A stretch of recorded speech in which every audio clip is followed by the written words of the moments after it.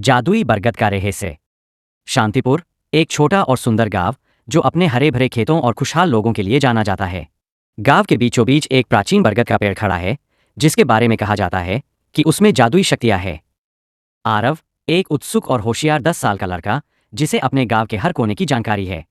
मीरा आरव की छोटी बहन 8 साल की जो बहुत ही साहसी और निडर है। दादी अम्मा आरव और मीरा की दादी जो गांव की पुरानी कहानियां और किंवदंतियां सुनाने में माहिर है। रक्षक आत्मा बरगद के पेड़ की रक्षक आत्मा जो पेड़ की जादुई शक्तियों की निगरानी करती है। गांव के लोग अपनी दैनिक दिनचर्या में व्यस्त है। गांव के बीचों बीच एक विशाल बरगद का पेड़ खड़ा है। बच्चे इसके नीचे खेलते हैं और बुजुर्ग इसके नीचे विश्राम करते हैं। आरव और मीरा अपनी दादी अम्मा के पास बैठकर कहानियां सुन रहे हैं। दादी अम्मा उन्हें बरगद के पेड़ की जादुई शक्तियों के बारे में एक कहानी सुनाती है। दादी अम्मा, इस पेड़ में अद्भुत जादुई शक्तियां हैं। यह हमारे गांव की रक्षा करता है और इसे नुकसान पहुंचाने वालों से बदला लेता है, लेकिन यह सच्चे दिल वाले और साहसी लोगों को वरदान भी देता है।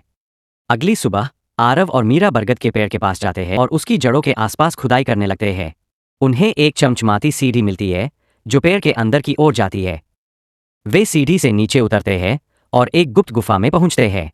आरव, देखो मीरा, यह सीढ़ी कहाँ जा रही है? मीरा, आओ चलकर देखते हैं। गुफा के अंदर वे कई चमकीले रत्न और पुरानी किताबें देखते हैं।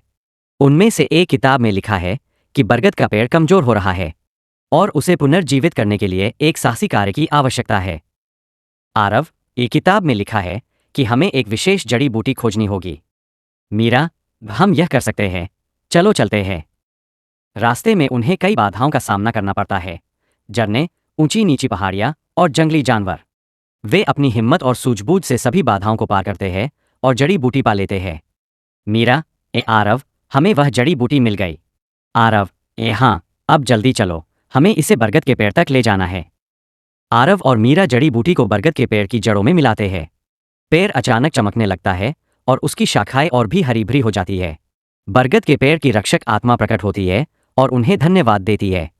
रक्षक आत्मा, तुम्हारे साहस और निष्ठा के कारण पेड़ की जादुई शक्तियां फिर से जागृत हो गई है।